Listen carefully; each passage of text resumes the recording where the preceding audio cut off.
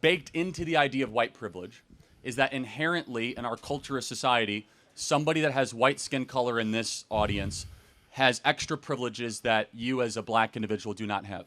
Can you list what those are? Sure.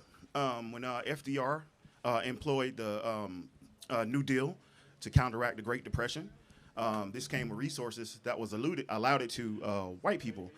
Banks denied 99% of qualified black applicants while also accepting 99% of white applicants. But today in 2025.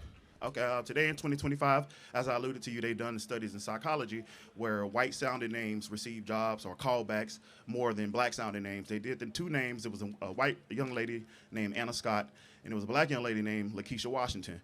They both put in 80 job applications. Lakeisha Washington received 9 callbacks and received 75 callbacks out of 80. That's a good point. I actually, that study is debated, but let's pretend it's true. Do you think it's racism or something else? I think that answer is multifaceted. Because let me make the best. Sorry to interrupt you. If we live under a status of DEI, and people are getting jobs that they're not qualified for, wouldn't that an applicant then assume maybe that an applicant might be there based on DEI, not on merit? It actually creates more racism where it doesn't exist. So DEI is not about going and grabbing some random person of color and saying you therefore are qualified. DEI is about considering other qualified applicants. Well, let's take airline pilots. United Airlines wants 40% all of their airline pilots to be women or people of color. Why does that matter? Number one, because I want a qualified airline pilot, not a person of color airline pilot.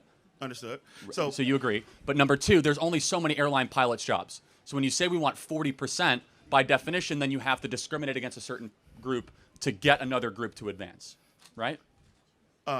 Understood. Because there's not unlimited amounts of spots for airline pilots or air traffic control or surgeons or whatever position. So when you say that we want to have a quota, that then you have to say we're not going to prioritize a certain group. Let me tell you what I believe, and maybe you might actually agree with it, because I think you do. What we believe as conservatives is that skin color really doesn't matter that much. We care about character and merit. We want a country built on what you bring to the table, not how you look.